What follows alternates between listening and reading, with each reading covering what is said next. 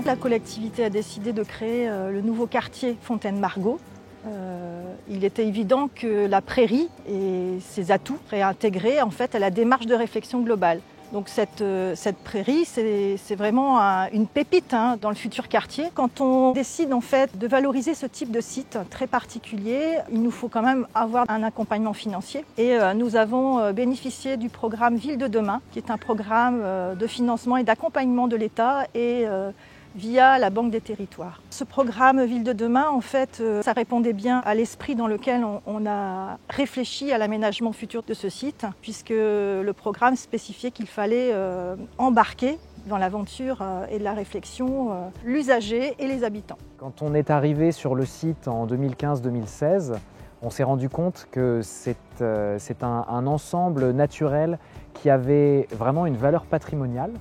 À la fois patrimonial de son point de vue historique, parce qu'il y a des blocos, parce qu'il y a la fontaine Margot qui donne son nom au quartier, un patrimoine naturel aussi, parce que c'est une zone humide, parce qu'il y a une gestion agricole qui est très importante, et aussi parce qu'il avait une grande valeur sentimentale auprès des habitants, et surtout les plus anciens étaient très attachés à ce patrimoine-là. Ensuite, en 2017-2018, on a commencé à faire plusieurs ateliers de la concertation, de la participation, pour vraiment un peu rentrer dans le concret. On a recruté le cabinet Onésime, qui nous a donc accompagnés dans une démarche participative. On est parti d'une feuille blanche complètement et on s'est dit qu'on allait inventer le devenir de ce site avec les riverains, avec les acteurs du site et avec les habitants.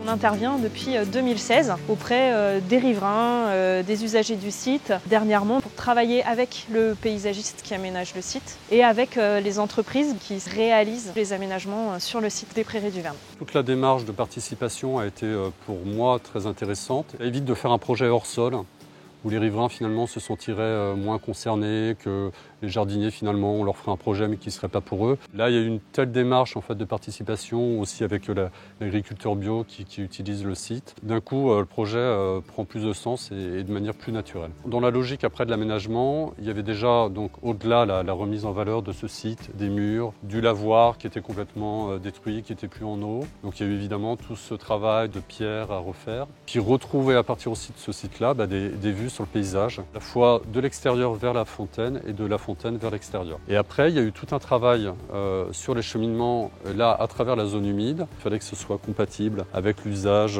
agropastoral du lieu, que ce soit aussi compatible avec les impératifs environnementaux. D'où cette conception de platelage posée vraiment en douceur sur un paysage fragile et sensible. On a commencé dans la partie haute déjà par créer un accès pour commencer la passerelle en bois.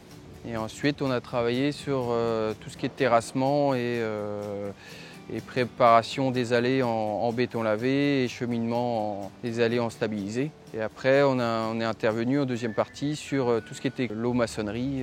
Dans l'eau maçonnerie, donc, on a réhabilité, on va dire, le lavoir avec de la pierre neuve et de l'ancienne pierre pour pas que ça se voit à la fin du compte que ça a été refait. En fait. Il y a eu une volonté des habitants de montrer ce site et de l'expliquer, parce qu'en fait il était très peu connu et finalement assez rapidement il y a eu cette idée qu'il était important de signaler et d'expliquer ce qui se passait aux prairies. Donc il y a eu une première phase où l'artiste designer Sylvain Descazeaux du collectif des Concasseurs a été retenu. La particularité de ce collectif, c'est qu'il travaille énormément avec les ressources d'un site, qui sont vraiment attachés à révéler dans leurs œuvres le site dans lequel ils interviennent. Donc ces deux entreprises, Essence Bois de Morlaix et Coatléron de Plouigneau, qui ont réalisé ces œuvres-là, cette gravure. Et il y a eu aussi cette envie d'amener un peu de poésie en proposant certains textes qu'il faut aussi un peu réfléchir sur le lieu, sur sa richesse écologique ou sur sa nature, sur ce bout de nature en ville. Et il va y avoir une seconde phase qui est encore en cours, de un peu plus de signalétique pédagogique pour expliquer les richesses du site.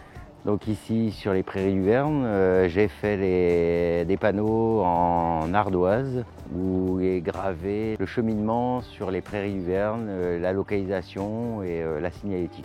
C'est un matériau assez résistant, qui est un peu local, qui s'intègre bien sur des décors un peu naturels. C'est le matériau qui a été choisi. On va travailler aussi sur la toponymie du site parce que quand vous regardez le cadastre napoléonien, en fait tous les champs ont un nom, donc c'est intéressant de retracer ça aussi dans le projet.